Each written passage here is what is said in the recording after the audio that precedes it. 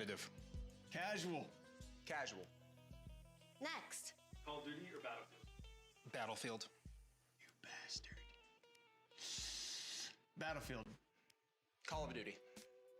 Ugh. Counter-Strike or Valorant? Valorant. Counter-Strike. Counter-Strike. Apex or Fortnite? Apex. Fortnite. I can't gritty with Master Chief and Apex, so we'll go Fortnite.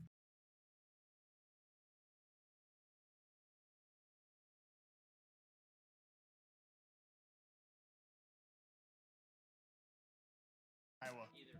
Neither? No. You can say, if you pronounce it either way. He said Neither. Marvel Rivals. Ooh, that's a good one. Mmm. Like, release Overwatch? Arc Raiders or Escape from Tarkov? Arc Raiders. Arc Raiders. Arc Raiders. Escape from Dukov. Grand Theft Auto or Red Dead Redemption? Red Dead Redemption. Red Dead Redemption. Red Dead Redemption, Arthur. Mmm, Red Dead. Elden Ring or Sekiro? Elden Ring. Elden Ring. I haven't played Sekiro, but I'm gonna go Elden Ring. Both. Dark Souls or Bloodborne? Bloodborne. Guys, what should I answer? Dark Souls. Dark Souls. No, I'm sorry, Bloodborne. Change my mind. Would you choose which children you love more? Oh. Arcade shooters or tactical shooters? Tactical shooters. Tactical shooters. Arcade shooters. What? Battle Royale or Team Deathmatch? Battle Royale. Battle Royale. Battle Royale. Baldur's Gate 3 or Expedition 33? Baldur's Gate 3. BG3. Expedition 33. Baldur's Gate 3. Witcher 3 or Cyberpunk? The Witcher 3. The Witcher. The greatest game of all time, The Witcher 3. Yes. Both. Witcher. Skyrim or Fallout? Fallout. Oh my. Fallout. Fallout. Ooh. Morrowind. And Fallout New Vegas. Mass Effect or Dragon Age? Mass Effect. Dragon Age. Mass Effect. Oh. Mass Effect. Outworld or Pokemon? Pal World. Pow World. I don't want to get a cease and desist. I don't know so why I'll say my mic Pokemon. was not working there for a little bit. Depends. Weird. Vaporeon? No, don't put that. Don't put that. Super Mario or Sonic? Super Mario. Super Mario Bros. Super Mario. Very weird. I did have it plugged in my MacBook earlier, but I figured if I just plug it right back into my Warframe. Destiny 2. PC, it'll work fine, but I had to re-add the entire mic. Exile. So, Path of Exile. that's weird. No, you can do that to me. What the hell? Oh, man. Anyway, hope everybody's doing Diablo is great. my We got the childhood. new Path of Game Exile is Plus a lot better now. showcase, Ah. Breath of the which Wild is the or first, I guess, Ocarina of big Time? Breath of the game Wild. showcase of the year. Ooh. I It's have a actually- long story about Ocarina of Time. From what I've seen, I think it's put together by a bunch of like Ocarina of streamers and content creators, like Luke Stevens right here, Roguelikes. Luinity, the girl Roguelikes. before, like these guys. Metroidvanias. This is like their show they put together and produced. Roguelike? Metroidvanias? Castlevania. Achievement hunting. And it looks like it has a couple like or multiple really playthroughs? Multiple nice playthroughs. looking games going to be shown today. Multiple playthroughs? Achievement hunting. I also just picked this bad People boy who up too. I only went to play try it games out. for I haven't had a chance to achievements unbox it yet. I'll are probably so put low a on my video totem up. pole. What was The this? Elgato Facecam Neo. Achievement hunting or multiple It was playthroughs? only $50 on Best Buy, Multiple and I had a gift card, so I just picked it up real quick. Sorry. Assassin's Creed Odyssey is a fantastic fantasy RPG. Old school RuneScape is the greatest game of You know all what? time. I'm gonna just fucking Lies do an of P unboxing right now while is we're a better live. video game than Bloodborne. The RPG category is so broad to the point that it's meaningless. Mouse So, and keyboard the is bottom right easier here to is be where you good at pull the than strips. controller. The Horizon franchise is very mid. A battle royale would not have saved Halo Infinite. A battle royale would have saved Halo Infinite. Multiplayer games are held to lower standards because everything you do with your friends is fun by default. If most of our favorite games launched today, people would call them bad. Hideo Kojima writes dialogue like an alien trying to convince everyone else he's a person, and it's bad. Early access is good for video games. Arkham Origins has the best written story in the Arkham series. Nintendo is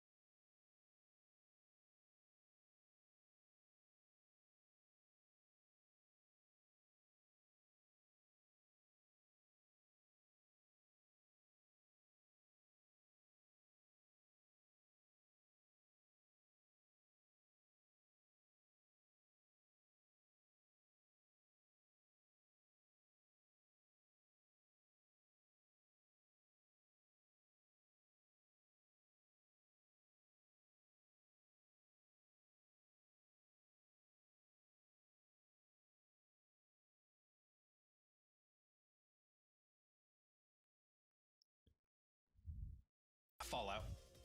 Oh my. Just realized that mic wasn't Fallout. working over there. Fallout. So I gotta reinstall the mic on all my settings over here. Morrowind. That's And great. That's the nice. That was a nice Fallout New unboxing for Vegas. nothing. Mass Effect for Dragon Age. Mass Effect. Dragon Age. Mass Effect. Oh, Mass Effect. Outworld or Pokemon. Pal World. How World. I don't want to get a cease and desist, so I'll say Pokemon. Power. The Feds. Vaporeon? No, don't put that. Don't put that. Super Mario or Sonic. Super Mario. Super Mario Bros. Super Mario. Sonic. Destiny or Warframe. Warframe. Destiny 2. Warframe. Diablo or Path of Exile. Path of Exile. Diablo. No, you can't do that to me. What the hell? Oh, man. Diablo is my childhood. Path of Exile is a lot better now. Ah. Breath of the Wild or Ocarina of Time. Breath of the Wild. Ooh. I have a long story about Ocarina of Time. Pass. Ocarina of Time. Roguelike. So I have to go in there and re-add this mic Roguelikes. Roguelikes. to all my Metroidvanias. settings, like for one for just talking. Roguelike? Metroidvanias? Castlevania. Achievement hunting or multiple playthroughs. Multiple playthroughs. Multiple playthroughs? Achievement hunting. People who only play games for achievements are so low on my That totem pole. sucks. What was this? Sorry. Achievement hunting for multiple playthroughs. Multiple playthroughs. All right, you're good. Sorry.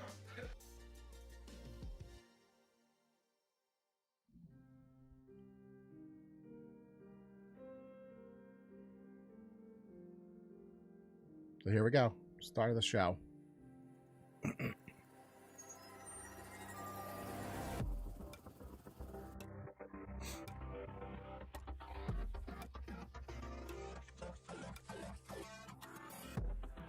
I'm expecting a lot more like smaller titles with a few big ones sprinkled in.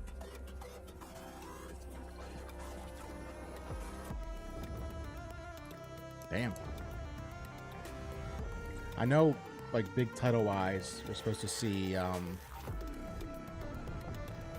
it's still kind of like AA, but AAA Crimson Desert. That's, I think, it's a AAA game, I would say. But you also have Blood of Dawnwalker, which is like a AAA / single A. That I'm very excited to see.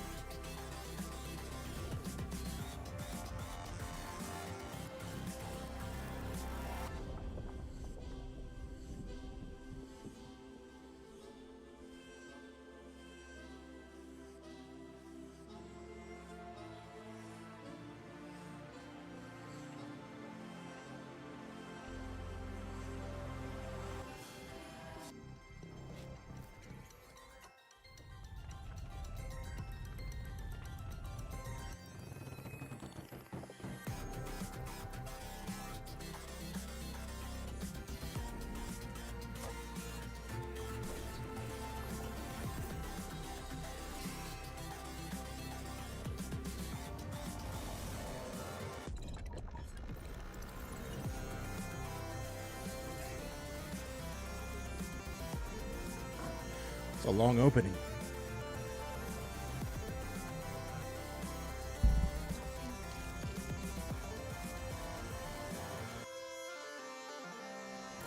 Yeah, I had my mic plugged into my MacBook yesterday to record some VO for a video for YouTube, and as soon as I put it back on my PC, it's like it didn't recognize it, so I had to like reinstall it or re-add it to Streamlabs, which sucks. Welcome to the New Game Plus Game Showcase, a new initiative built by creators who love games for what they are and not just the games that pay to have them promoted. First up, I'm Hunter. I'm normally behind the camera across gaming and esports events, and I work on social accounts for a ton of different games. My favorite games of all time would probably be RuneScape, Dark Souls 3, Leaf Green, Black Ops 2, and Star Wars Battlefront 2. Then we have Jake Lucky, kind of the point where gaming, esports, and streamers collide. If you look at him for too long, you'll start to wonder why his neck is so long, and if you look at his Twitter for too long, you'll wonder how much Nadeshot paid him to tweet clips of him every single day. His favorite games of all time are RuneScape, Age of Empires 2, Halo Infinite, Jumpstart Adventures, Oddly, and CSGO. Next up, Luality. A streamer with a hatred of spoons and a love for dragon sex, Lua probably has more personality than the rest of us in her pinky.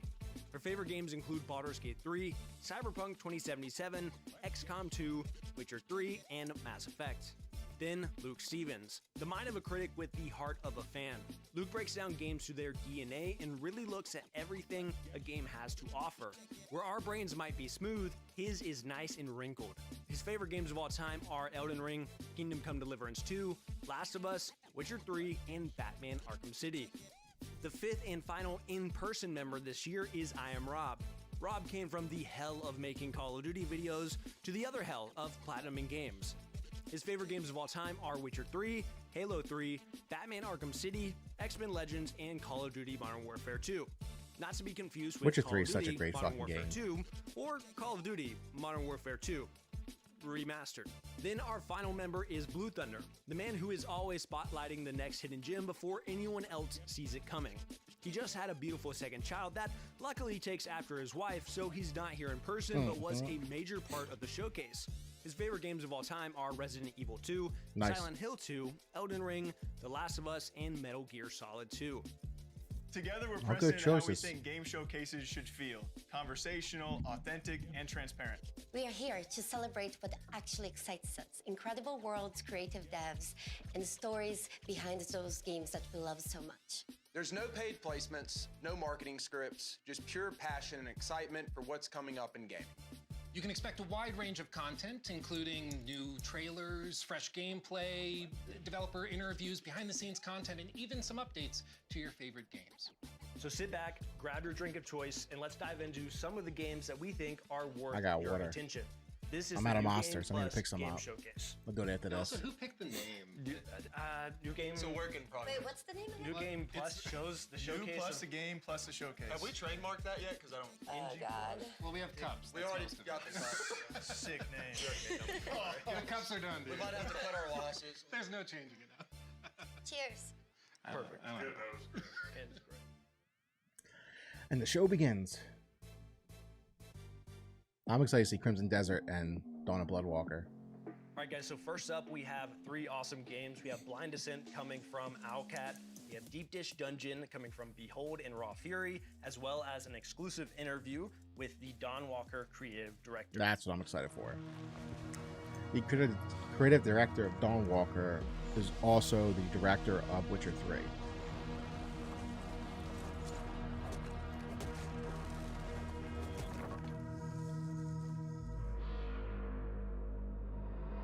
I don't know who Corvat is.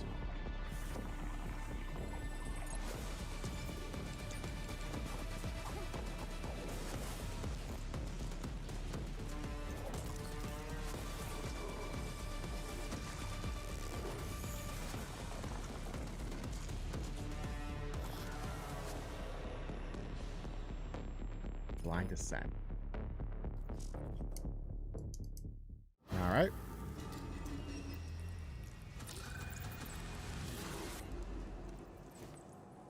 Behold. Looks like PS1 Minecraft. With some dungeon mechanics built in.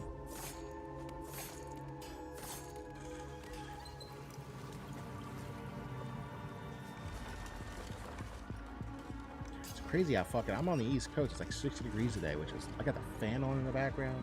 Okay. Oh, I dropped my pen. I hate the way this camera sets up right there. The fan. It's actually really warm today. It's like 30 something degrees the past few weeks. Now it's 60. That's how people get sick. There we go. Blood of Dawnwalker. Yeah, this is from Rebel Wolf Studio. A bunch of former CD Projekt Red developers left and created this studio. And the head, the creative director of this game, was also the creative director of Witcher 3. You can just see that it feels the same vibes. So I don't know if you would call this game AA or A AAA. Dawnwalker is like a special kind of being in our IP. It's neither fully a vampire nor a human. It's something in between. What this means is basically that you, as a Dawnwalker, you have underwent a transformation. You used to be human. And now, during the nighttime, you do get all the powers Yep. and the difficulties of being a vampire. So you get the blood craving and so on. But during daytime, these powers are dormant and you still have to eat. You have all the weaknesses of a human, right? But also the perks of being human. One of the things that is unique to humans in our IP is being able to use magic, so casting spells. The Dawnwalkers are not very commonplace in that IP. They are very, very rare, rarer than vampires. So you as a Dawnwalker are kind of special in this regard. I would say the short-term things that have immediate impact on the character development are you have to feed on, either animals or humans on blood. Suddenly, You can right? So you drain get these humans of cravings, blood, you get these, just to get a little bit of stamina, weird, eerie or you can go fully and experiences kill them that and drain you their didn't blood. have It's as a human. moral choice you have to make. Francis and his clique of vampires. That's the main actually guy. Caught him on his low point when he was vulnerable. He has used specific traits of vampiric blood in order to cement his position in the valley. Because, as you might imagine, having a bloodsucker as your lord might be a tough sell. However, Yeah. if the alternative is getting sick and, you know, dying in thousands, actually it doesn't sound as such a horrible thing. He tries to kind of distort the religious beliefs in order to install himself as a savior of the valley. We do explore this in the game, so you might see, like, for example, statues erected to Brentsis, new iconography shown in the I think it takes place in cathedral, for our example, world, just a fantastical and in the version of it castle too. and so on. There is this Cool, whole you got cult of crosses. personality he builds around himself. So he basically shows himself as something better than the old order, right? We do have a mechanic tied to shrines that are erected across the valley, and Brentsis puts a lot of attention to kind of twist them to his Brexis. own image. And these do have a functionality. When you play the game, we have assigned specific functions to them. Generally speaking, one of the things we wanted to achieve in this game is to have Brentsis being this active antagonist. You know, in a lot of games, the antagonists I think just like are out in there to be defeated, but Carla, generally speaking, you just have like to I be think brave, Tears of the Kingdom, Breath of do the your own Wild. thing, If you and want, it doesn't you can go really, right after you know, Brexis change right much away in how they without approach upgrading your you. character. In this game, Like you what could in we Breath of the wanted to Wild do with is to have Brentsis react to your actions as you know, complete Yeah, I different can't remember the activities villain's name, throughout Breath the of the Wild. valley, Wow. as you maybe undermine his operations. But and from the so start on. game, you go right Kind of like his seal of Breath of the approval. Wild and challenge the final boss. You can Exactly. do this in this game It's too. like, It's gonna be hard, so but you basically, the way can you do can it. think about it is like the more you do in the valley, especially if you undermine Brentsis, you will gain notoriety. The more notorious you are, the more edicts Brentsis will pass in order to thwart you. So, for Oh. example, he might send out more soldiers to patrol Mm. roads and villages, right? He might, in some extreme cases, maybe even Ganondorf. initiate a lockdown Ganondorf. of the city to basically Can't believe I forgot that. hamper your ways of traversing it, right? There is a number of these edicts we have prepared, and each of them is designed to kind of twist and change the general open world gameplay. It also has benefits. There are factions in the valley that dislike Brentsis, so the more notoriety you gain, you know, the better standing with them you get. Like, they actually like that. There is a number of plot lines. In this game, you that can tell how can follow powerful if the you want. vampires You can with the way also their cut teeth them is. So off as they get older because and more we have added powerful, these systems they have more where, gnarlier, for example, you might bigger lose control over teeth. Cohen when he's a vampire. That's if like the way he of was telling how hungry. powerful You and might how kill old they off some are. important NPCs, and then the plot line just cuts off basically, or you get some alternative version. There are some ways to enter the castle in the open world. You can ignore these side plot lines. You can level up Cohen and decide to attack the castle on your own, right? So Out of curiosity, Mhm. is there romance in the game? I don't think Romance, so. yes, of course. Oh, there is. We do have, Oh. romance options, yes. We didn't delve deep into like with whom yet. Okay. And I'll leave that for the future to talk about. However, yes, you can expect to build relationships. We still don't with have a release characters. date for this Like I game. said, It's supposed to be there is, like, one 2026, main but we goal, might get one in this very interview. Varying ways to get to it. These different ways that you pick will impact, you know, what happens with Veil Sangora in the end, and it's all up to you. And I think I really recommend experimenting with this stuff and having fun with it. First one, Blind Descent, Martian, Survival. Nah, we get nothing really. Co-op, adventure. Gives me Subnautica vibes, and in the best way possible. I really like it, but like more with land exploration, which is really cool. I honestly can't wait to try it. We're also going to see a lot of survival games today. So I think it all comes down to what the ultimate depth of the game is. But my first thought when I saw Martian land was No Man's Sky. That's obviously like maybe a reach for expectation wise, and definitely a tall task. But when I heard Martian, I thought No Man's Sky-esque. Like you said, a lot of survival games, but I think it's popular right now, and I'm hopeful that a lot of them do it right. But this is like going underneath Mars and has aliens. It looks interesting. I like it.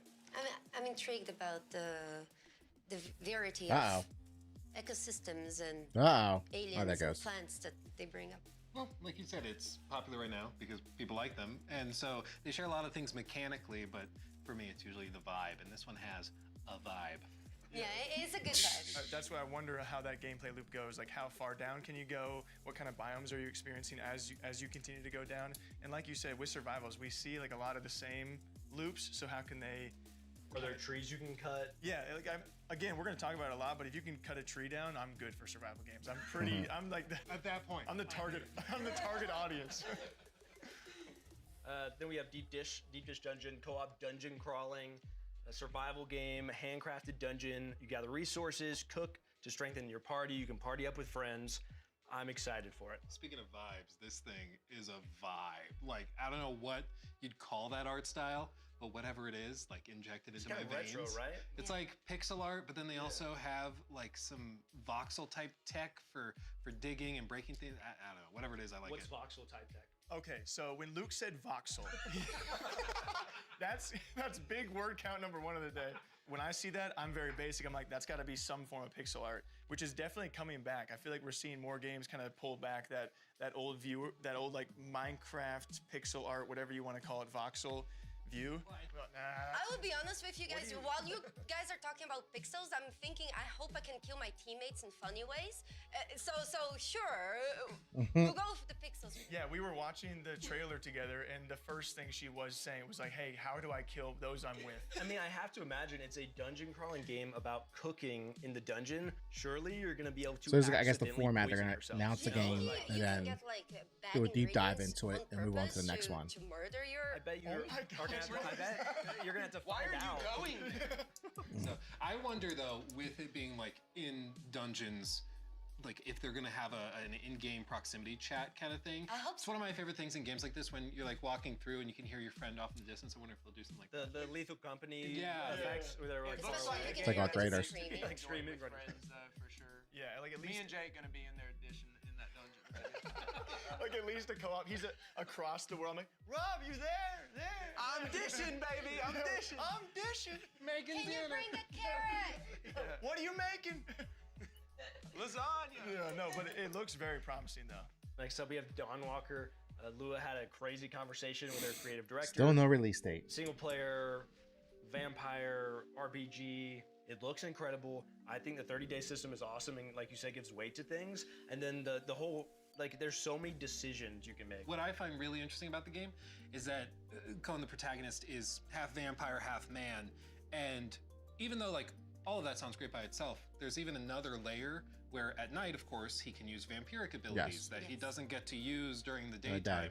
His combat's different. He's not using a sword, he's using claws. And then in the daytime, of course, there's NPCs walking around and there's, you know, maybe patrols going around that aren't there at night, but then there's different ones at night. So And you can use magic as human. You can Yes, use magic can use as a magic. vampire. Yes, vampire.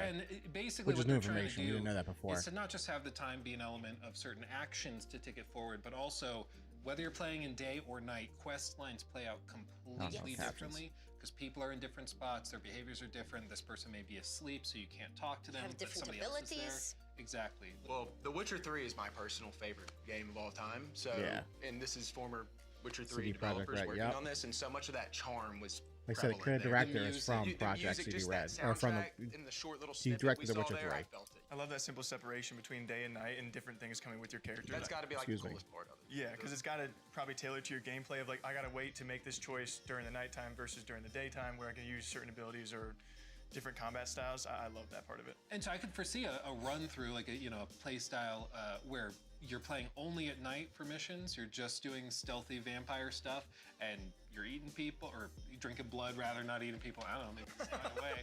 But Whatever you know, you want. the dark run through versus like the light run through in the daytime, the vegan run through. Vegan run through. Which has one of those vegan. Vegan sped run, Don Walker. Yeah, vegan achievement. Sponsored by Beyond Meat.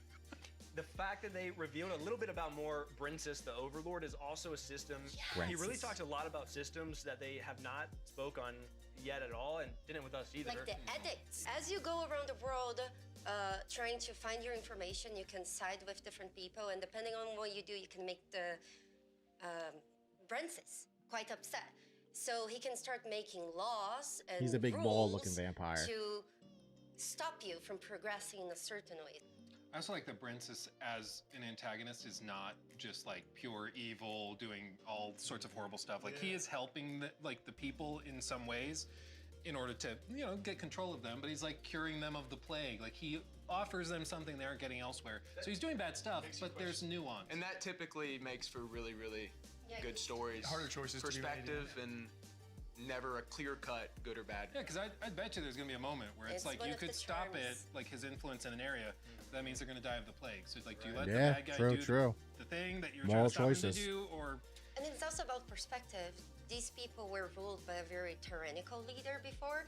So even though Brent is a vampire to them, he Maybe may as it's well worth it. be a Yeah. savior, right? For the next section, we have 3, again, I'm going to have to not say incredible games every single time, but we have Prologue, Go Way Back from PlayerUnknown, Beautiful Light from Deep Worlds, and Project Shadowglass from Starhelm Studios.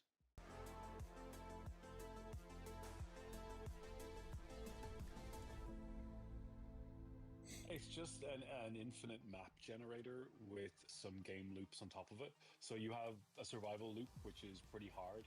Get to the weather tower, we give you a map and a compass and not much else. Some basic survival mechanics, and it's a game against yourself more than anything else and kind of the decisions you make. Then we also have just objective survive, which is just see how long you can last in Shrunk the my film real world, quick. and free roam for those that just like a hike. The differentiator, or the thing that makes a difference, is that we can generate essentially infinite maps of 8x8 scale. Like, we have a map editor in the game and stuff like that, but we want to be able to give you the ability to give a deep link to someone, so I can just send you like a HTTP link that starts up the game, loads a map and a seed, and That's I cool. can share stuff I've built with you with Procedurally different generated maps. maps real So quick. it's kind of Go Way Back is just, it's a technological experiment that, or proving some technology we've developed. It's no longer an experiment, it's in production, so it works. But it's also going back to my love of survival games and those kind of emergent, just, I'm not giving anyone missions to do, it's just get there, and how you get there is fully up to you. Basically, if you play the same seed, you get the same weather, I'm pretty sure you get the same cabin layout, and you maybe get the same loot.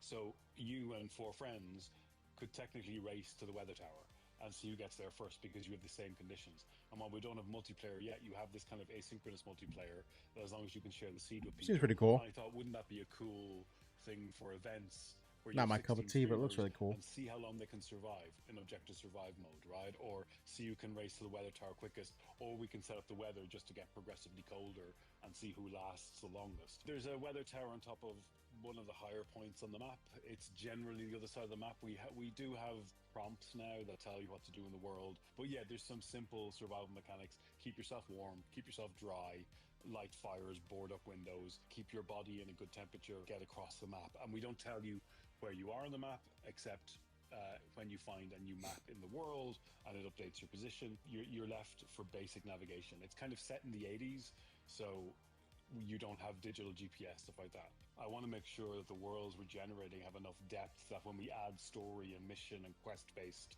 content, that the worlds feel like coherent and real enough that it makes sense. Like, I want to have pathing. I want to have like infrastructure, like telephone lines, this kind of stuff. So the cabins aren't just random cabins in the forest, that there seems to be some like, logical placement of stuff in the world. And once we have those in, then we can more easily. So the go, point of the game is to okay, make it from one we end of the need map to the other? connect all the substations to bring power to the weather from tower, so PlayerUnknown? you can get a message. The or guys go behind and do PUBG? various things. Right now, there's a bunch of cabins and there's survival mechanics, but we want to add a lot more depth to the environment. Preface is a tech demo. That I always said I wanted to release a free tech demo of the engine we're building, and that's what Preface is. And the kind of poetic thing is that my last game will be Preface, because it'll just be a visualization of what's possible with our engine at that time.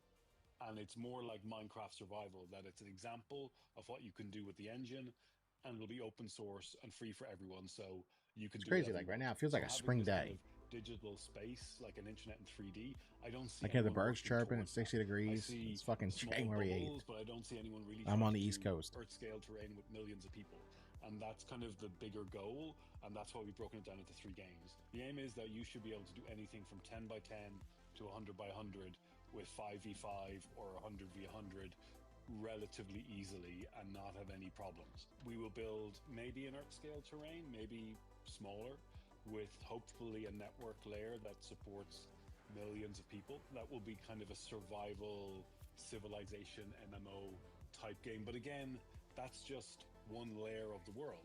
Like, I want you to be able to just jump around the world and see what's happening, because you should be able to, like, I think if you want to interact with the world, there should be a layer of survival you have It's a to do, long a interview. layer of gameplay in order to kind of leave your impression on the world. Prologue, go way back.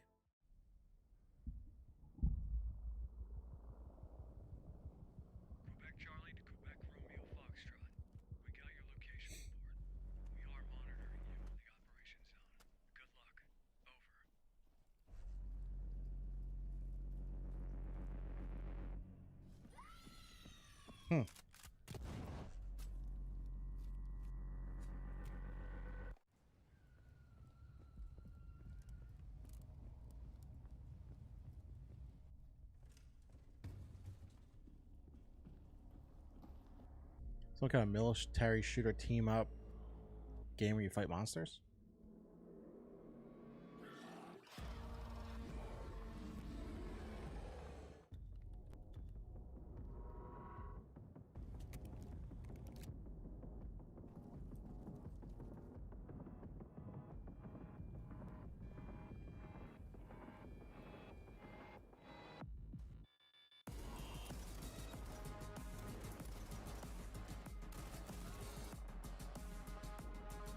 Just a giant ball of fire.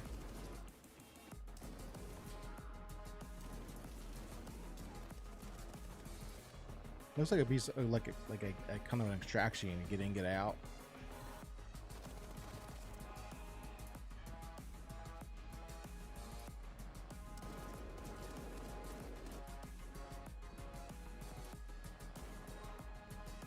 It looks like you can control the monsters too.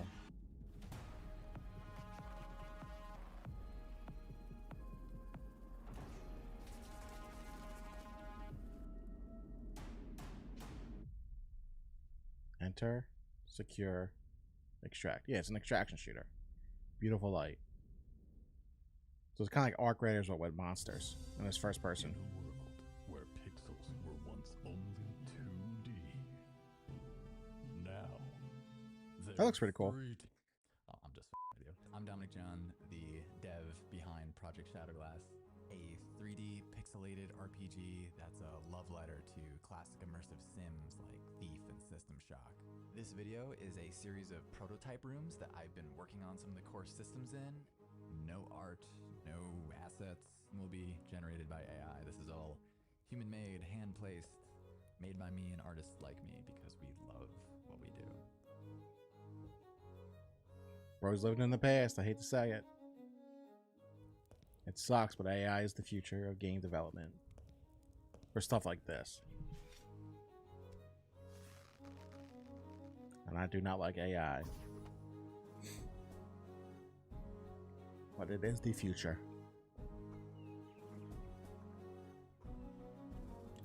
If you have headphones, I would highly suggest wearing them.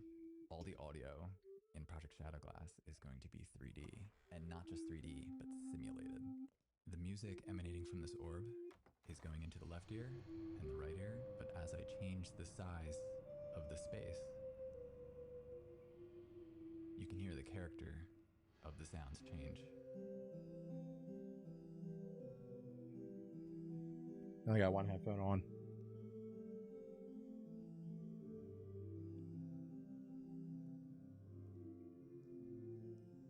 And if we go around a wall, we can still hear it coming from the opening in each ear. You can.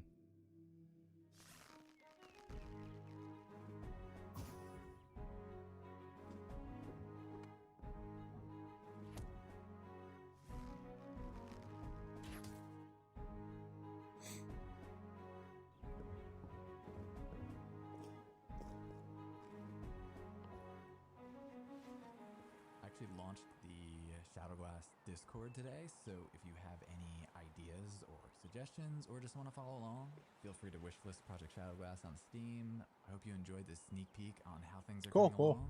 Thank you so much. Awesome All art the style. crew at New Game Plus for having me. Be well, my friends.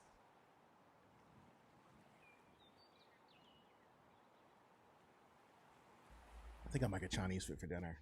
To start with, Prologue Go Way Back, another survival game that we're seeing, and we were talking, it's a bare bones survival game where there is no common enemy. Your enemy is the elements, where you just have to try and survive and make it to that point. So if you guys don't know Brennan Green, he not only was behind the Battle Royale mode of H1Z1, which we talked a long time about, he was also the creator of PUBG. So people have a lot of faith in him and what he calls his 10-year plan. And he talks about That's PUBG guy? Being he wants 1 million players on a server. He wants the internet to be made 3D and for all of us to actually truly be able to play together. Got $20 cash right now. I'm gonna Chinese food. Talking about a survival game. Play a survival game? like we want to cover their survival game because I love survival games, and they're going to be branching out in this game for the next few years until they have multiplayer, until they have weapons, and they have PvE and animals to fight against. But it's also part of a much also bigger story. He mentioned they will be adding also a story to the Things world. to do, yeah. Yes. That's got to be like the most ambitious, one of the most ambitious projects out there right now. Yeah, I mean, it's crazy to What's so think funny about. about him is that he's like, yeah, I want like millions of players to be playing together on like a gigantic map, but you know, not to undersell it. Shoot for the stars, brother. Shoot for the stars. No one's done that yet. Next game we talked about was Beautiful Light by Deep Worlds. I say that's a PvPvE. So this is the format of the show, I guess. They're gonna show a couple trailers and talk about them. And there's also a lot of anomalies and monsters and stuff that we saw in it. Looks like I'm gonna be scared. Yeah, it looks very scary. I mean, I appreciated that it was very immersive. Like he had the sort of Pip-Boy looking thing over there. Yeah. And speaking of big words, I actually looked up what that's called. It's called diegetic UI. Oh, did you say diegetic? Diegetic. Thinking the same. Diegetic. Write that one down. Write that one Thinking down. of that word. But it's really, really cool in games like this, especially because it's like hyper immersive. There's no UI popping up being like, oh, attack incoming. It's just no, you are in the moment, you're in the game. Listen around. Looks pretty cool. Look at the thing on the character itself. I love that. So you can play as a monster. Yeah, I saw it too. It looks like you play as a monster. Or as the, soldier. Is there controller support? I don't know. Great question. Duality, she just threw up in her mouth. I have nothing against controllers, but I believe there's a right time for mouse and keyboard and a right time for keyboards. And he believes that the right time for a controller is when you're playing shooter games. It's obviously better. The mouse and keyboard is better for that. But not for I don't like mouse and I keyboard. would edit my own YouTube videos with a controller. Yeah, he said that earlier. That's how passionate. Which is a patently insane thing to say. Yeah, then we have Project Shadow Glass. Voxel art. I really enjoyed the This is Starhelm Studios. It's an immersive sim. We've all seen it. I think it went viral from that AI post. There was like an AI post that looked just like it, and then he was like, "I'm making a game like this. It's not AI." I remember that. I looked up the video because he has a YouTube channel where you can actually see kind of behind the scenes. And when that clip of the AI generated art went viral, he saw it and thought like, I didn't think anybody wanted this. I was just like, it was a fun side project. And then he saw people wanted it and thought it looked awesome, and he put it out, but it's real. Well, we talked about it earlier. There's a desire for stuff like that. Yeah. More simplicity, kind of retro feel. It feels like the game is still like learning what it wants to be. Like he's working on the graphics, the basics, the music, and as like they have a bow and an arrow. Yeah, it looked like a tech hopefully demo. As they work on the project, they start feeling what it will grow to be, what kind of game it will develop itself into.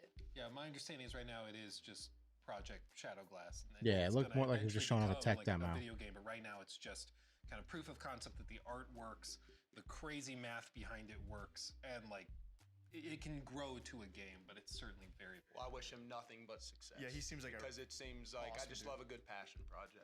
You can tell there's a lot of heart in that. And I feel like I initially, like everyone else, why I went so viral, I got attached to that same artwork, but then when he further explains and shows you some concepts that you weren't expecting out of a game with that artwork or that design, when he's showing that you said the R6 lean in there. And That threw me off. The little bow Yeah, it's like, behind. I was whoa. like, is that a Rainbow Six You threw that, Siege? you threw that in there, and then of course they got the wall grapple, and then with the whole audio design as well. I mean, Yeah. I'm deaf. I remember seeing that clip that went viral. I remember seeing it. I was like, wow, that looks incredible. Like walking up to the castle.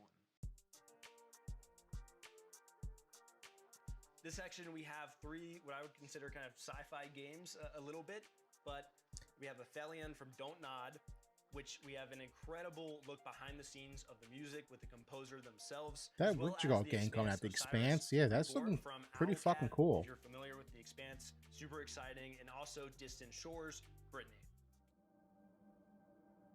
As soon as I saw the main antagonist, I'm already out. You got an ugly woke main antagonist. Oh, this game, I think I saw a trailer for this before. Something 82 or 8002 or something like that the title was. That had numbers in it. My name is Amin Bouafa. I'm a film music composer, and I am the composer for Aphelion, the video game. I remember having a message from Talal saying that he loved the score of Summit of the Gods, and they are working on a new video game, and inviting me to come to the studio and to meet the team. It was very important for me to. Nah, this isn't the game I'm thinking of. how the music would be interactive.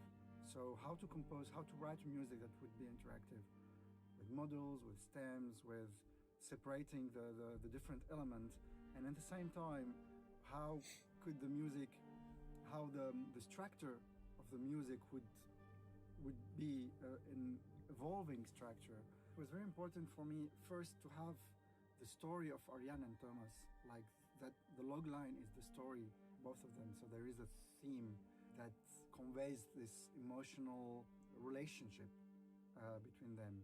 And then the frozen aspect of the music. I mean, for me, it was very important first to feel the cold in the music, to feel the wind, to feel the ice. It's an instrument that had been invented by the Bachet brothers in the mid-20th century. For me, it looks like an alien instrument. When you see it, cannot even predict that it's a musical instrument. That does look weird. To play the instrument, you need to get your hands in water, and then rub crystal buttons that are in this metal structure could convey. That's so weird. This frozen identity of the score, and at the same time having this magical sense of in the score.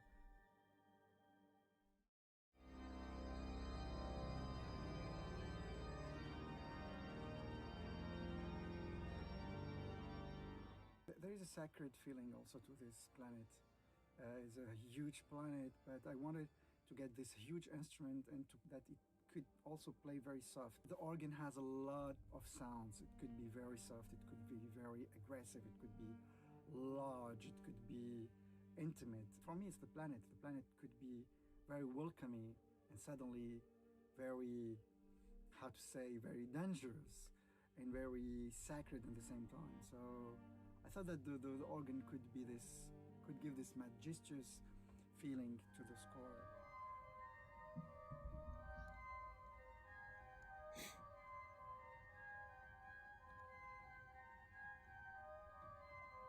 I'm so happy to write the music for Aphelion. It's the first time for me to write a video game score, and it's a lot of fun and a lot of passion. What's up, buddy?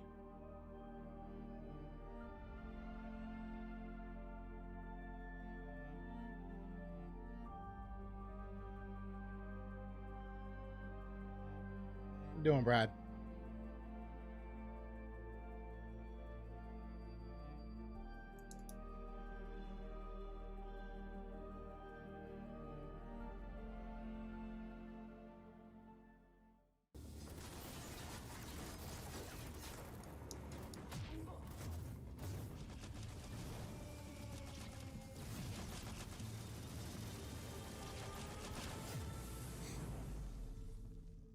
This game's actually looking really good. Some discussions at the early stages of the production, to be honest, whether to go fully class system or I'll probably be on later something tonight. else. And again, we started with sitting down and lining up what are possible ways that the player might perceive the game. Probably around how 8:30ish or he 9ish. can I'll be express on. himself in combat.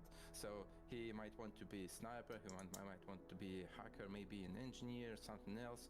As we designed those play styles, we thought how to mix it up a bit, how to let player to experiment with what he encounters during the game. So, for example, when he finds a neat shoulder cannon, as we shown in the announcement trailer, even if he's a sniper, he might want to experiment with that. Why not? It fits the universe, it fits the playstyle. He might want to see how it works, and so we decided why not to give him the possibility to do that. That was the idea behind the playstyle. So playstyle is basically the starting preset that kinda. I'll be on gently Friday guides too you if you want to towards play. a certain direction of your power fantasy of how you play the game. At some point, the player. I'll probably be will live need to Thursday, commit to his today, choices. So tonight, again, it's important Friday for and us Saturday the if you want to jump choices on. system, you know. If you just can switch everything on the fly, that kind of makes your choices less important. So at some point you need to stick to particular guns, particular gadgets, and you just build around them. We give you some time to experiment, but you will need to commit. During the character creation, you will have to choose between three major factions. Your origin, so you'll be either Belter or Earther or Martian. Facial customization, appearance, you can choose your body type. So you will be playing as a Pinkwater mercenary with different type of origin that you would create. You will have your sibling. If you want to play this with the weekend around same, 6 or like, 7, identical one. They we can will look a little bit we different can do that. because they're their own person. They have their own personality. These events are set during the first 3 books, I think. You will start on Eris and witness basically the events from a different angle, and this part will be to some degree shown in your character creation. Every companion should belong somewhere in the universe, and they Yeah, have they're just show. I'm their gonna own, wrap it up. background I got some stuff to do. I'm gonna grab dinner.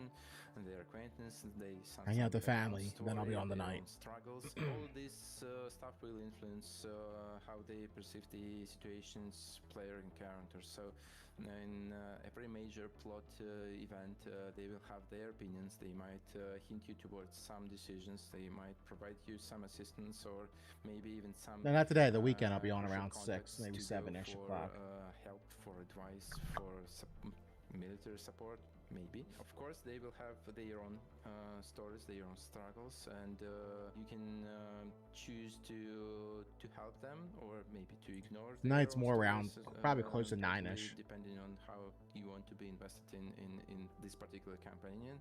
Friday night Choices you too. make Saturday I for can be those on earlier. companions also will matter in long term. Yep, some of them will have romances, and you can see on our background companions.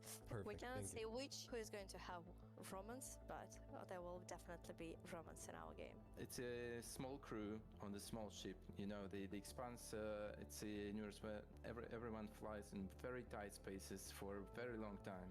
So there is a dynamics in the crew as well. We have a few layers of the combat system. First of all, it's obviously the gunplay, a few classes of weapons that you can use, and mostly you do it from the covers. So it's a cover-based gunplay game. And the second layer of the combat system is that's your abilities.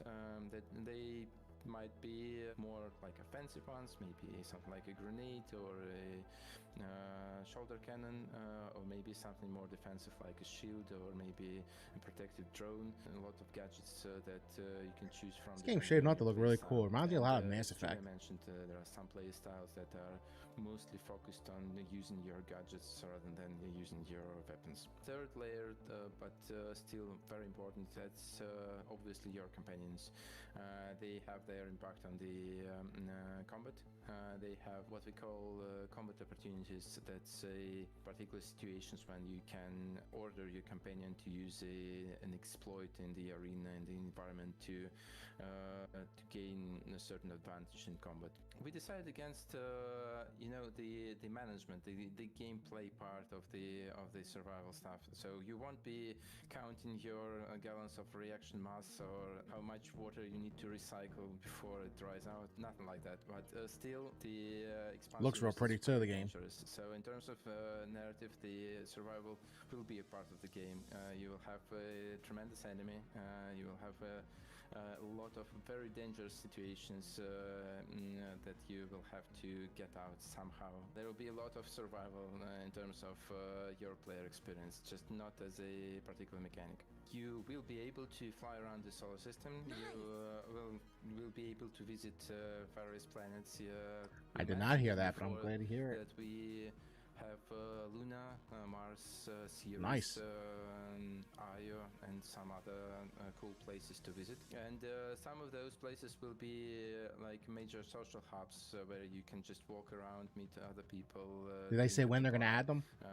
Shop for better equipment and stuff like that. So you will have plenty of places to go and to visit and to look at. The Expanse universe is cruel, and some Oh, yes. characters might die because of your choices.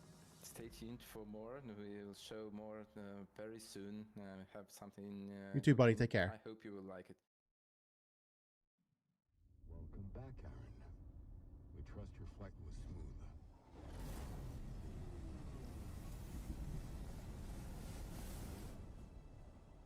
We have landed you on the outskirts of Genyak Island. Stay alert.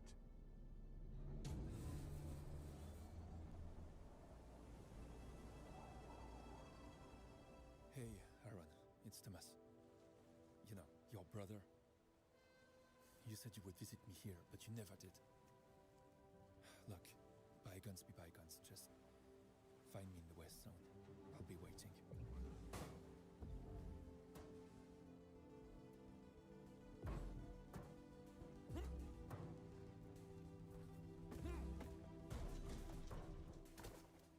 Sometimes I dream about what's under the ocean. A distant shore, waiting to be explored.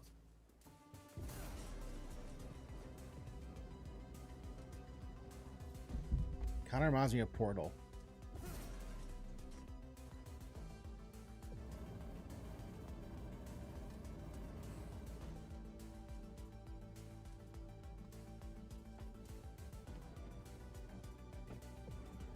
Cool puzzle mechanics.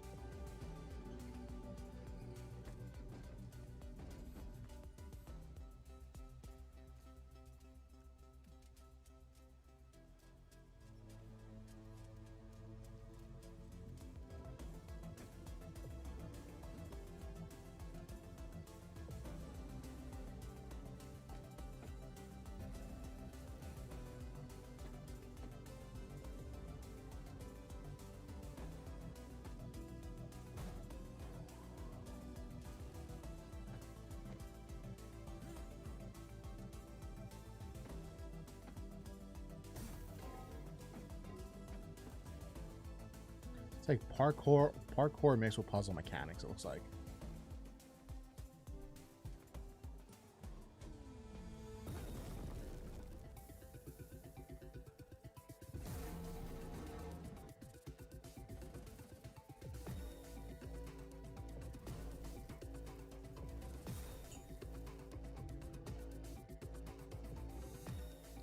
Kind of reminds me of that one game that came out on PS4, like the launch game. I forget what it's called. It's all puzzle based.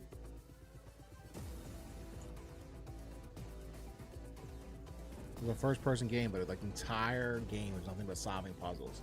Came out on PS4. I think it was a launch game, or it came out soon after the PS4 launched.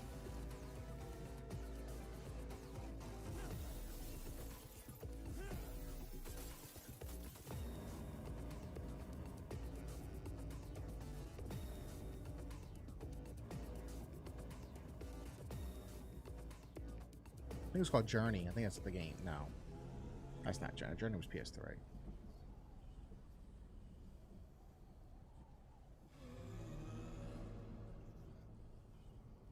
For combat?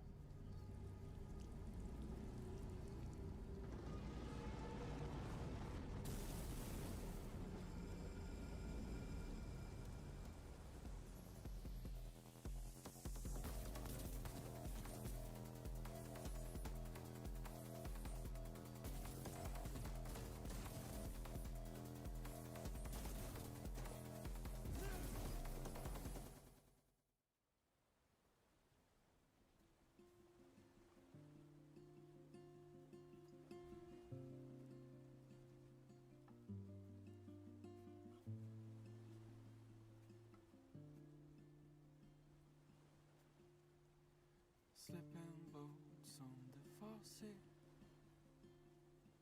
Such a peaceful place. The Witness. That's what I'm thinking of. The Witness. It's a wonderful way to be free.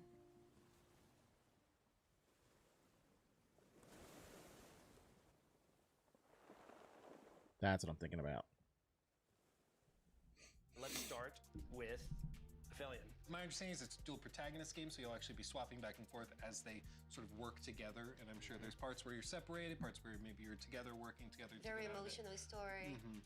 There's so much potential for stories like that. The dual protagonists, seeing it converge in the end. You know it's going to be an emotional game, especially when they put so much emphasis in the music. I feel like music is a tool to catalyst emotions, so it's definitely something that... We were actually talking about that earlier today, music and video, and not just video games, and art in general, and media. Good music changes It changes everything. From a game being a good game to a memorable game, a game that will stick with you in a long time. So. Well, and Donut has a pretty storied background when it comes to narrative games, whether it's like Life is Strange or like one of my old school favorites, Vampire. Like they try different stuff, weird stuff even. Say what, the Expanse looks really fucking cool. Reminds me like a more military-focused Mass Effect. Music instruments. I saw the TV show for a little bit. It was pretty good. I kind of fell off. And I believe it's based on a series of books. You're really into this. That's like the only thing you want to try it, honestly. I mean, how do you discover that technique of like, oh, that makes that, yes. That this is an award-winning composer of the Summon of the Gods as well. So what I find super impressive is just, I feel like people sleep on music so much in games, and then you see behind the scenes of this entire, like, they're in a famous church in Paris playing the organ. Actually has been a blast to see video game music evolve during the years. Like, video games has some great music. Like, it's one of those things, when it's working, you like a lot of time you don't think about it.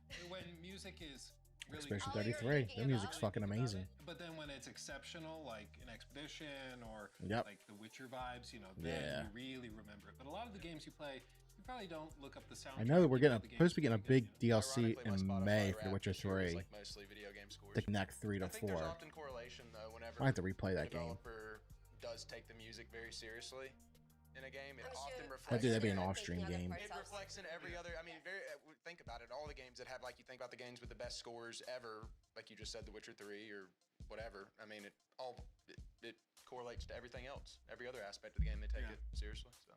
Another sci-fi game that is probably one of the most anticipated sci-fi games for a very long time is The Expanse: Osiris Reborn, which is from Owlcat as well. It is a third-person action RPG, obviously set Music's in in my the ears. universe. The Expanse is a book and a Yeah. show, so they are taking inspiration from both, but at the same time, it doesn't require previous knowledge of the Okay. writer for you to be able to enjoy this. In this game, you're going to be living more or less through what happens in the show. However, from a different perspective, from a different side, with your own group of people, with your own environment, that you get to make your own choices. I think it's I important. think the thing show to frame started all out of on the Sci-Fi games Channel and got is picked that up by one of the coming from streaming Owlcat, they are a studio that, like Rogue Trader, for example, companies. Their bread and butter is intense, gritty narratives with unbelievable levels of roleplay depth and choice and consequence, complex systems that interweave. And so seeing them go into this, which is of course a third-person cover-based shooter with many, many RPG mechanics. It's a different road. And I asked him about that in our interview and was like, how did this happen? Because typically they do sort of an isometric thing.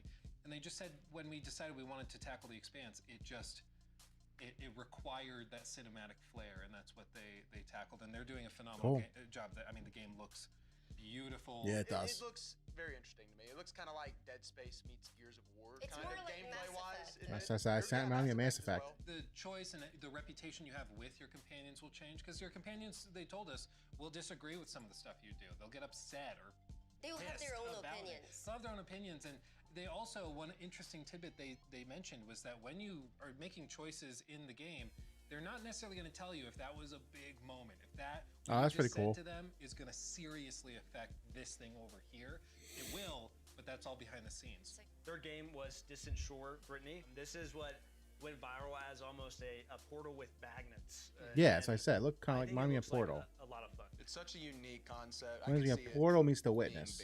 You know, it's one of those That's games, what reminds me like, of. you didn't know you wanted, but then you see it, you're like, oh, that looks like it Who tickles doesn't a like part of my brain. magnets? Yeah. Like we've seen versions of it before, but with everything it combines, because it makes everyone think of a different game when you see it. Because we've heard Half-Life, we've heard Portal. I thought of Only Up during some parts of it. Yeah, it had Only Up. And other I thought puzzle, Mirror's Edge a little bit with like the parkouring, wall moving stuff. See, it makes us think of so many different things at once. So I think it's gonna do. Just really watching some of that gameplay, I could see the rage already. Oh yeah, the boss. Oh yeah, not happening. Well, and I think it's also really cool that they have boss mechanics because, like, I'm sorry, you but can tell it watching this started with the video, idea all of I keep thinking about is using what I'm gonna get for magnets dinner. to like manipulate the environment. I really and wanna get then they're Chinese okay, food. well, I we haven't had it in can a raise the while. stakes, take it up a notch with these boss fights that are organic in the space and It also mixes up because it's not just a puzzle game, so there is more to Yeah. it and more that you. Yeah, there's a world that he even showed as well. It's more than just a puzzle game. Like, there's a narrative behind it. Exactly. Like, they could have just stopped with the puzzle game. I think a lot of people would have been perfectly happy with that. But then they go and build on that with a story, boss fights, all sorts of stuff. Yeah, if it's not just reach a destination or do a final thing, but it's actually a narrative, like you said, that's really cool. I think it's one to keep an eye on. Yeah. Next up, we have two very exciting Oh, updates both from the coming same developer, Obsidian. that being some They're updates probably to gonna announce a Cloud, as well Valve as for Grounded 2. We also PS5. got exclusive time with them. Maybe and had Switch, some too. Interviews which were very exciting. I can't unless they have a DLC planned. There'll probably be a DLC plan to coincide with the PS5 release. Avowed is a Obsidian first-person action RPG set in the world of Pillars of Eternity, where the player plays as an envoy sent by the Emperor of Adir to the Living Lands to investigate a mysterious plague that's kind of spreading throughout the lands. I played the game. It was like a chaos, and you 6 play out as of 10 the best. envoy trying to figure It's out very what's bland and kinda just going on down there. Do things that affect it in felt positive so ways, negative ways, or in just unique stripped type of down ways, from what so a it's that type of true choice of Obsidian conflict. game In could terms of, be. you know, the post-launch things And that's the they've been problem with the working on, Game you know, Pass. like They just we've make got these a quick bunch of games to put abilities out added to just the to fill the Ranger and subscription you fighter like trees to need. kinda more fill it out comparatively Instead of taking their to time to the actually Witcher build out 3 something aspects about it that are like around grandiose, Pokemon, that was like a it's big just community make it request quick and put it feature, out. as well as, you know, changes to progression. They had towns where you walk into town, the NPCs don't even move; they just stand there. And as well as bug fixes and Fuck, they crash, moved in fixes. Skyrim. You That can game came play out in now 2011. as the different species. Yeah, we've added different species. Yeah. All the Amauin, Orlins, and dwarves are now playable. I'm A sorry, lot but the of our species just look decisions fucking we make stupid are too. revolving around the player community, so we work, you know, really closely with our community management team. You know, we get like a spreadsheet, kind of see what the things that are bubbling to the top. You know, like an example, like quarterstaff was something where just we wanted to feel like more like a wizard, right? That kind of wizardy vibe, as well as playing as Orlins. Like, I think players just were bummed that we didn't include that in the base game. So I mean, it really comes down to like the time and what the community wants, and that's kind of how we decide to go about it. Yeah. We notice like players really role play their characters in the game, so we always want to give them as many options as we can. Sorry, but to, like, look at that. This looks customize their fucking features stupid. or Character, you know, to kind of have this fantasy in this world.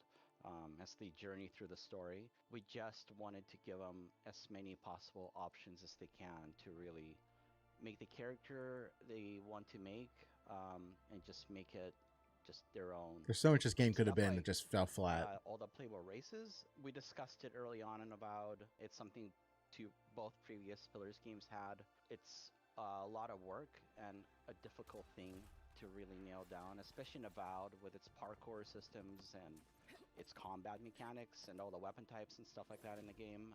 Our different races are different sizes, they're different shapes, they're a very unique game experience when you play as each one of them in a first-person game specifically. So it was something like new to wrangle for Avowed. We had no time to finish it as we're making Avowed, and now we can give it to the players, so it's a more rounded experience compared to the original Pillars games. It should be a whole new way to play the game. If you pick an Orlin or an Amawa, it makes you feel completely different in the world, especially if you use third person or first person. It changes it again, how you feel and present in this game. So it's pretty awesome that we can finally bring that. New Game Plus allows the player to bring over all their abilities, all their equipable gear. It does reset it back to level 1, so it's not like you're just outright OP basically. But you know, Why you not? have the It's a end single player gear game. with all Have its, the like, choice. chance to be able to just start the new game, as well as we have like modifiers on enemies that kind of, you know, either make them more resistant to some of the elemental types, or, you know, modifiers that make them more resistant to being stun locked or hit reacted. And that kind of gets sprinkled in kind of somewhat randomly throughout. See, that's the overall problem with Game Pass right now. Why it's not going to work out, because you can't take 3-4 years to develop these games to make them big, robust, open world games. You need them quick to fill that subscription need. Photos of their envoys, but it's very difficult in the game. You have to get the camera just right to get a certain distance from the character, or capture the shot in a conversation. That's why I with kind of have the no character, faith so in the this next allows you to Elder really Scrolls get game, into it and capture some awesome shots, or especially with some scary Bethesda's shots, shitty ending. Yeah, they haven't put depending out a which good way game you're since going. Skyrim. Super excited to announce that about finally going to come out to PS5. Pre-orders are There we going go. today. Keep an eye out on our socials, and we'll announce when the store page is open. Soon, very soon.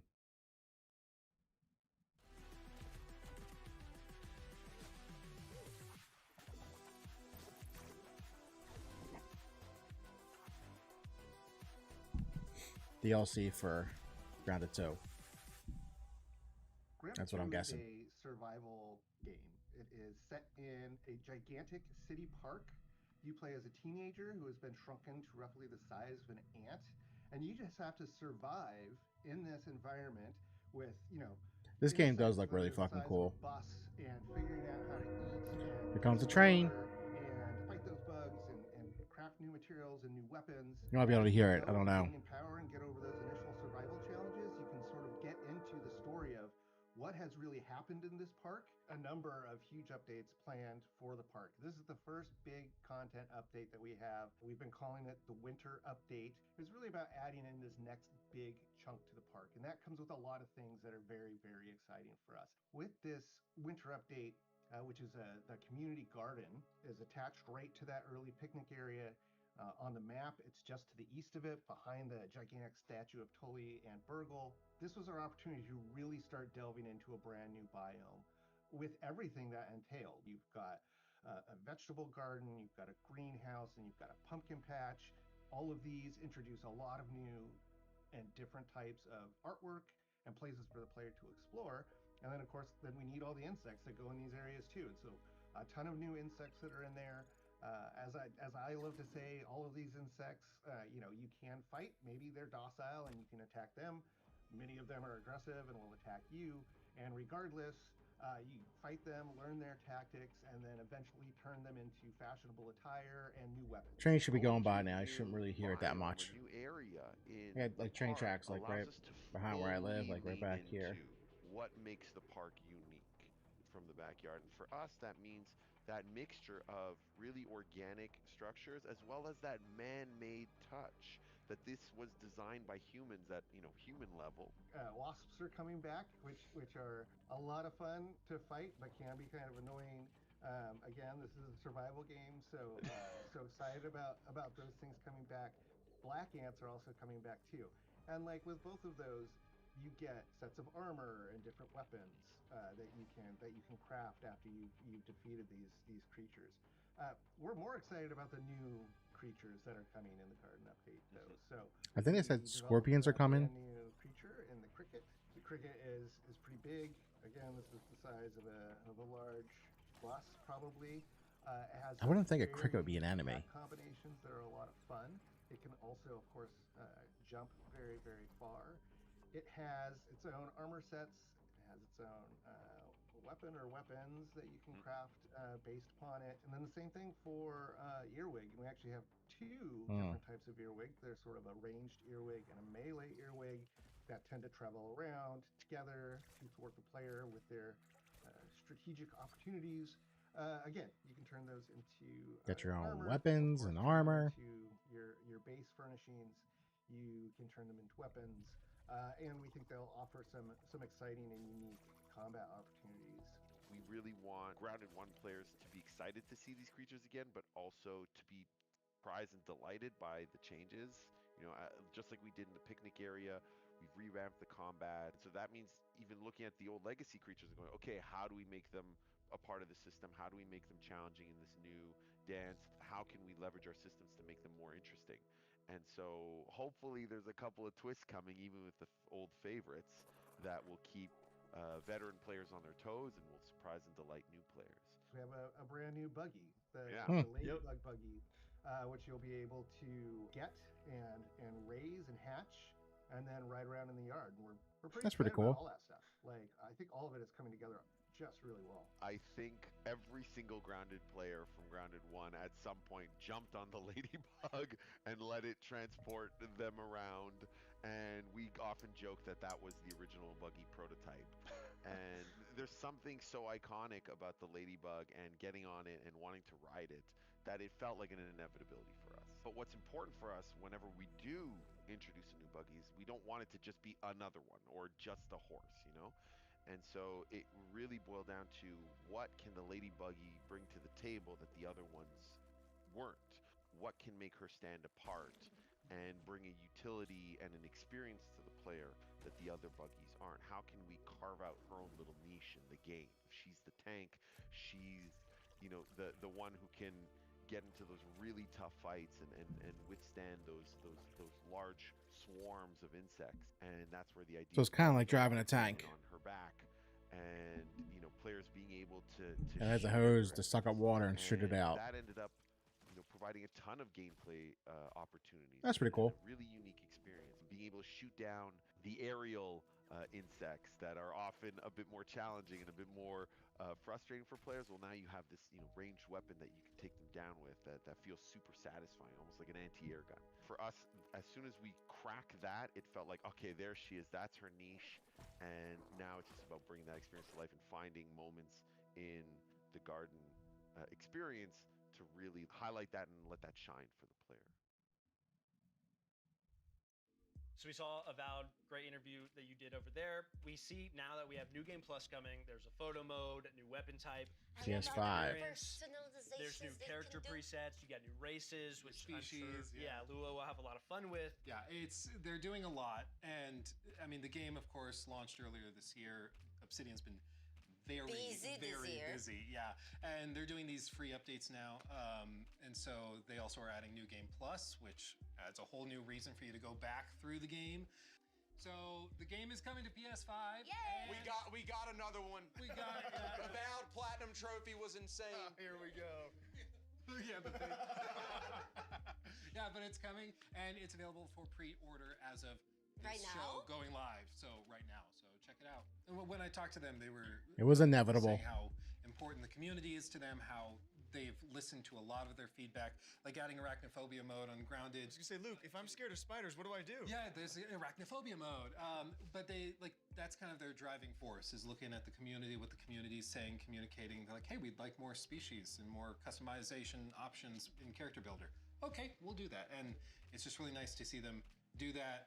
They could put it in a paid package, but they're not. They're just, you know, it's a labor of love, and that's. I really like how, as you're going to a New Game Plus, you can also change your character's appearance. So you keep some of your skills and stuff, but if you are tired of how you're A little over an hour into the show. something new, See how long it goes for. You can do that by just going to New It Game is Plus. You don't need to 5:07 go back to the Eastern Time.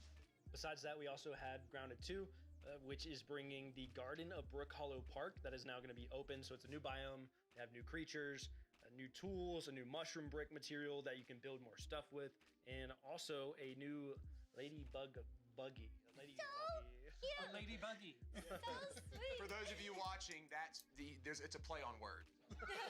Allow me to explain. Ladybug E, because you can mount it and ride it like a buggy. Yeah, and speaking to listening community, they also take a lot of feedback. This is a game that launched back into early access back in July, and so this is a major winter update is what they're calling it. Okay. And it was heavily requested to have more types of transport, which they are still planning more for the future that people can be excited about, but they always listen to feedback about, you know, should an insect be an enemy? Should an insect be what they call, you know, is it docile or docile?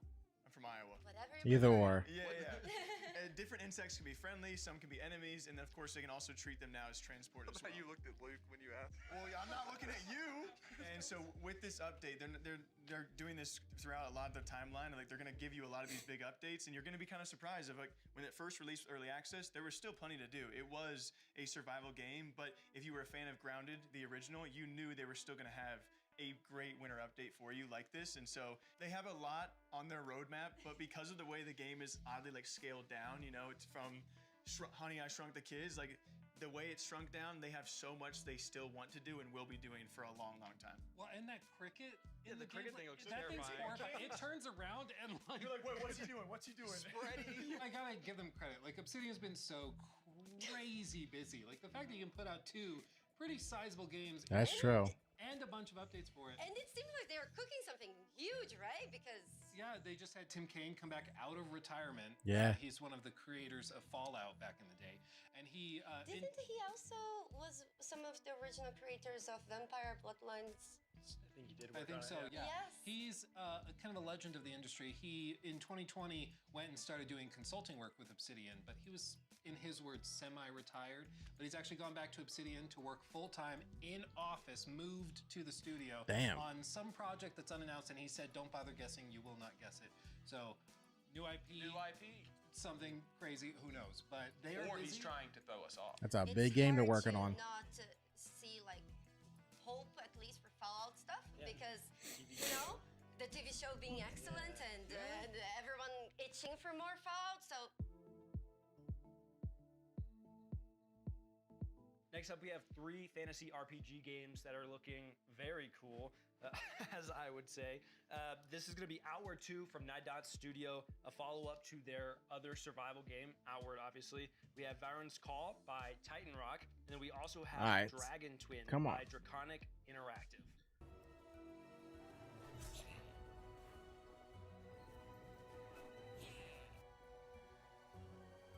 I think I saw trailers for Dragon Twin on like Twitter /X, and it looked really fucking cool. Special superhero or the last child from a prophecy. You're just a dude or a dudette. And the reason why we are downscaling who the player is because they want to be immersed more than they want to be powerful. And that was the big change in our approach. And we made all of our design decisions to be in alignment with this vision. If you were just a regular person and you wanted to think like a human would, but in a fantasy world, it's when you are aloof, when you're just like, that's not so dangerous, I've done it before. And that's when life just snaps back at you, right? In real life, that's like that. It should be like that in the design as well. So one gigantic thing is the character creation. In Outward 1, like we had very ugly protagonists. And we didn't have a lot of options. You know, you had like 3 skin colors, a handful of faces. Identity instead of gender. Tells you all you need to know. Feels like really Ass. drawing yourself into an RPG. You choose a background, you choose traits, you have a very granular system to modify and customize your character to your liking. One of the big thing is you choose one of 3 starting locations. So as a regular person, what justifies throwing yourself into danger? How do you become an adventurer? Well, we have 3 different quests, depending on which city you choose. So if you are in Simeon's Bastion, you are a homeless person, you're desperate. In Tramontaine, you are a miner and you're trying to like improve your status and your quality of life. In Haboob, you are just a clerk who just bought a house. What could possibly go wrong? You know, and very mundane situations, like you're not special or anything, but something special happens to you, and then you have to live up to the situation. We want a weather system that is very dynamic. So now we have a year-long calendar with seasons, and you just go through all that. So it's gonna be winter, and then it's spring, and then summer, and does change, like what kind of stuff can be found, what kind of armor you need to wear. Dual wielding is gigantic. So now you can combine anything that goes in one hand, and that opens up a lot of possibilities. In Outward 1, like you had your offhand, could only have a set amount of things, and you had your main hand. Now you can just interchange. You can have 2 shields if you want. It sucks. I don't recommend, but you can. Of course, like just visually, and the fact that it is much more lush, it's more filled, it's more visually vibrant. That's going to be something that people will notice very quickly. Just like in Outward 1, we have 8 skill trees, and all those skill trees have some exclusive skills. So if you take one, you can't take the other, and you have a maximum of 3 breakthrough points. So there's only 3 skill trees that you can learn from to the maximum of the capabilities. Otherwise, you have like the first few layers of skills available. One thing we added are the attribute points, the core stats. So strength, agility, constitution, willpower, intelligence. We added those. We're gonna track a lot of different things that you do. They're all gonna have like different thresholds. So let's say you dodge attacks successfully a certain number of times, you unlock a note that will give you a passive trait and increase your agility. So very small incremental changes. We start with very simple things, and it expands us in more and more circles.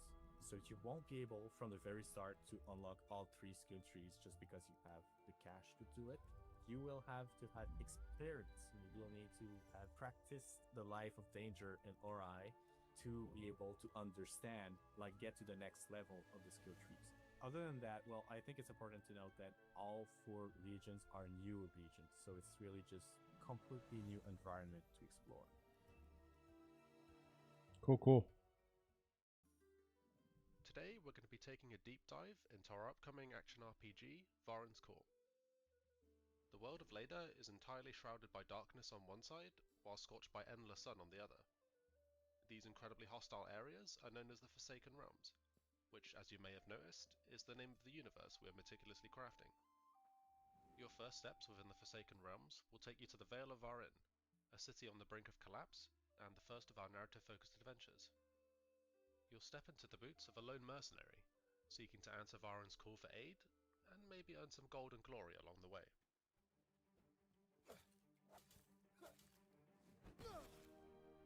It's clear that Varen needs a hero, and every hero needs a way to slay the countless fantastical beasts they'll encounter.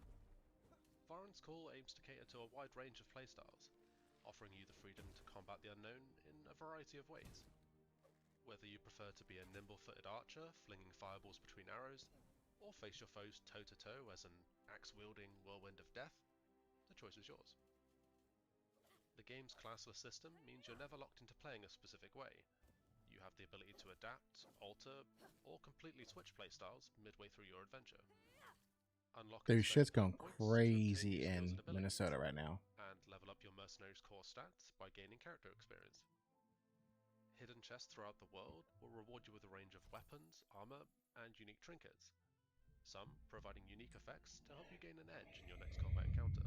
This show is just The local hamlet of South Vale acts as a hub, a safe space that provides various amenities Good show. to further develop your character.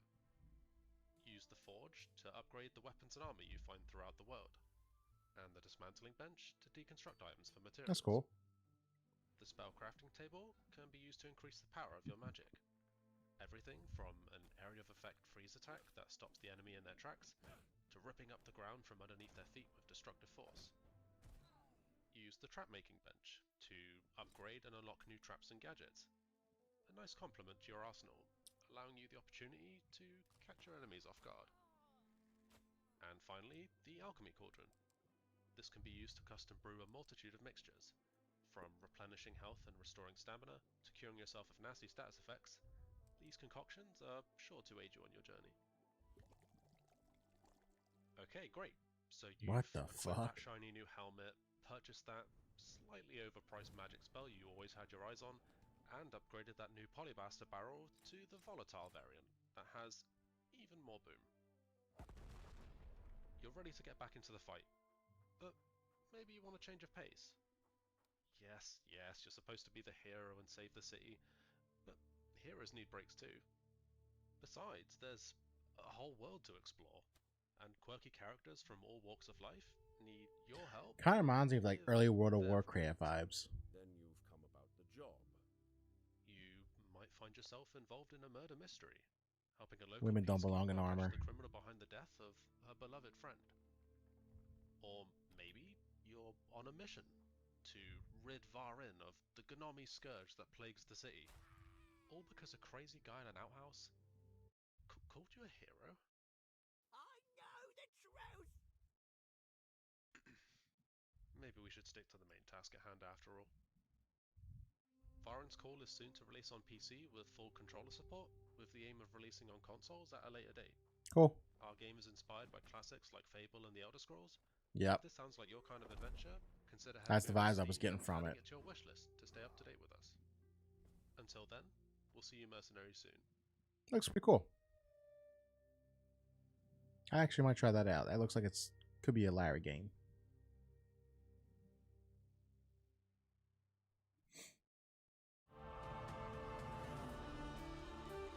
I'm pretty sure I saw this game on X with the flying dragons. Scrolling, it looks fucking amazing.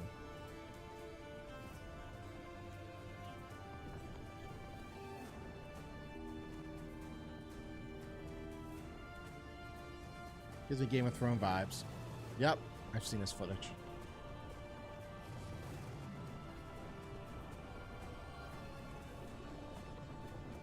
Do we need like a Game of Thrones open world game like this? Like, imagine this. This is like the Game of Thrones world playing like this.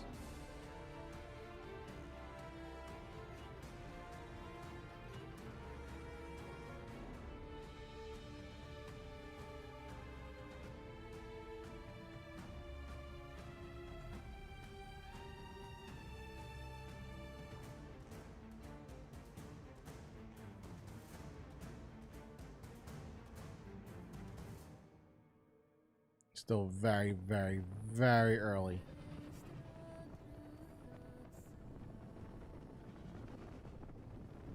That's crazy how fucking good it looks.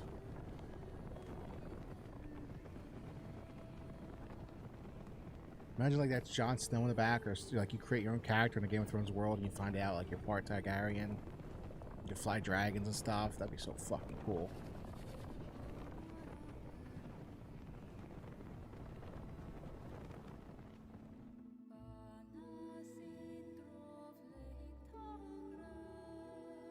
Dope.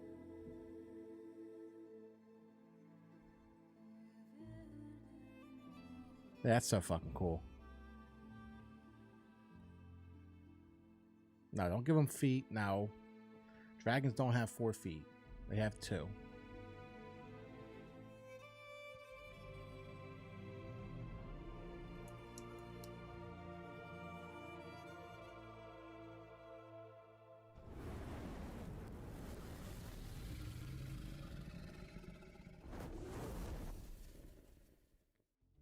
First question I had was, how hard is this game going to be? Because the most common question about the original Outward was, okay, this is like, does it have to be so hard? I actually got to play the game in the alpha version, and I got my ass kicked.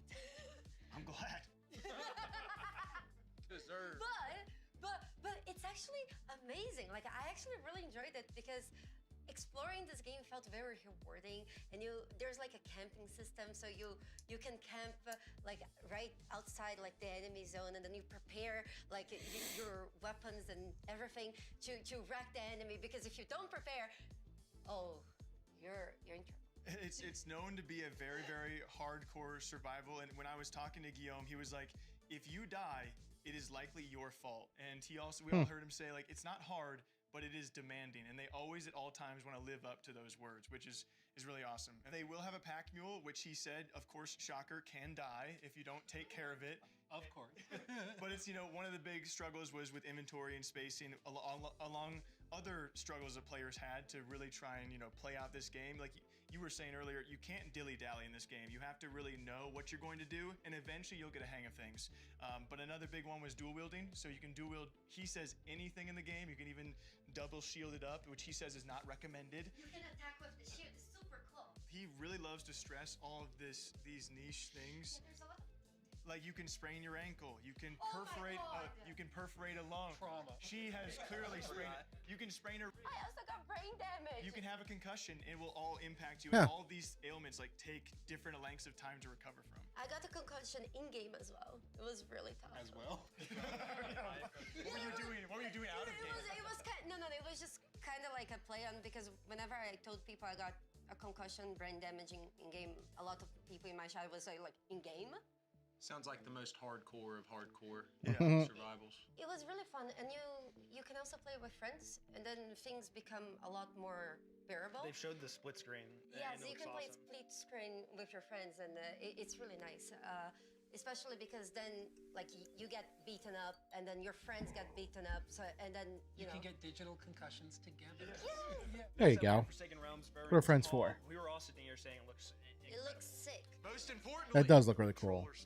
There you go. I can play that one. I was trying to put my finger on what like the vibe was, and at the very end of the trailer, they say inspired by games like Fable. They really struck an interesting vibe. It seems like it's got a lot of soul and heart in it. We've talked about music a lot today. I just want to say that was something I noticed right there. That flute, there's something about a flute. When a flute starts playing, When the in a flute fantasy started, game, yeah, dude. When the flute started playing, he was like, "Oh my god, I'm ready to go to war." No, the game looks really nice. It looks very well detailed, and I can't wait to try it. they angled it that like, hey, you can do this thing. You can really focus on combat and the main quest line, the main story, but this is also an expansive world where there are a bunch of little side stories where you can go to these individual side characters and like help them catch their chicken. Or murder mystery or whatever it is. And I feel like that's what builds out a world and makes it feel more full. So I think it looks great. Third, we had Dragon Twins. I don't even know. Yeah, it looks really fucking cool. Dude, you can make your own dragon. There's a character creator for your dragon. Did you see the neck customizer? I mean, Yeah. the neck was like. To be fair, is very early in production. They're working on all these systems for Dragonflight, and as they mentioned in the trailer, it's still a work in progress. They're like finding the game and what it's going to be based on funding, Patreon support, things like that. But I mean, just like imagining the vision of a kingdom builder where like you're in command of dragons like Khaleesi. That's what I'm saying. Gives me Game of Thrones veins. It's another one of those games I didn't know I needed or wanted. It's advanced veins. Game of Thrones vibes. Came across your mind, you're like, wait a second. Then you see it and you're like, of course. Of course I need that.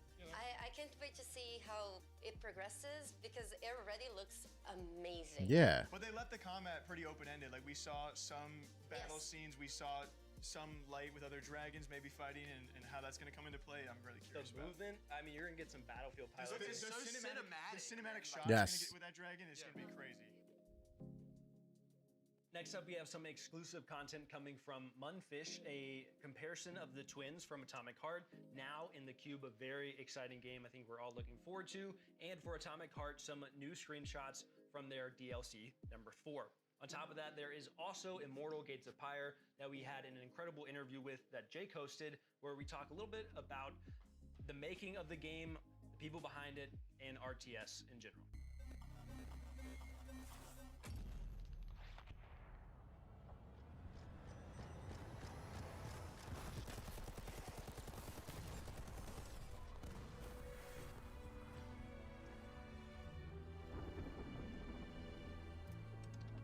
I still never played the first game, but I want to try it out.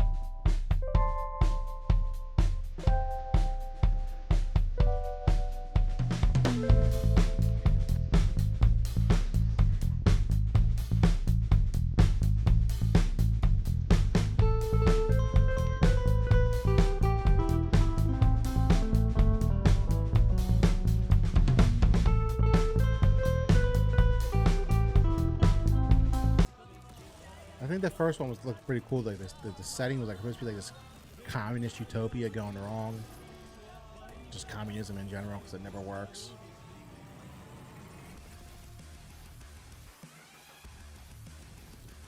Oh, the actual game's getting a DLC.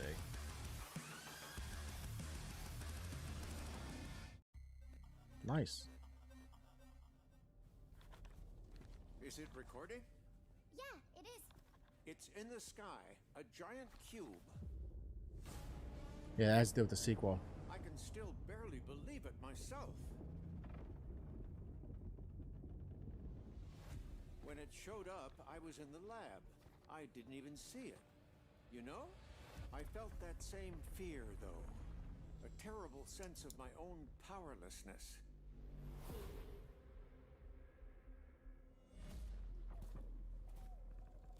How did the whole of humanity miss it? I think it's like their Did we multiplayer aspect of the game. What if the cube didn't appear but revealed itself? What if it was always there and we've only just started to see it?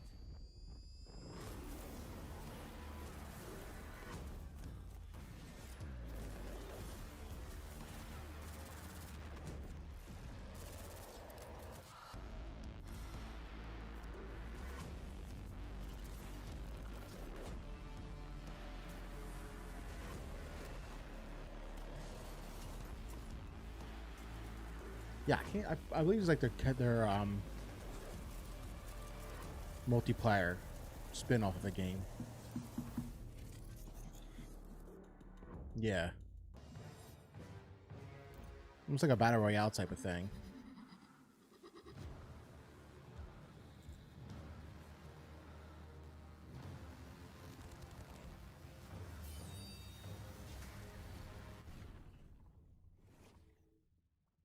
Dope.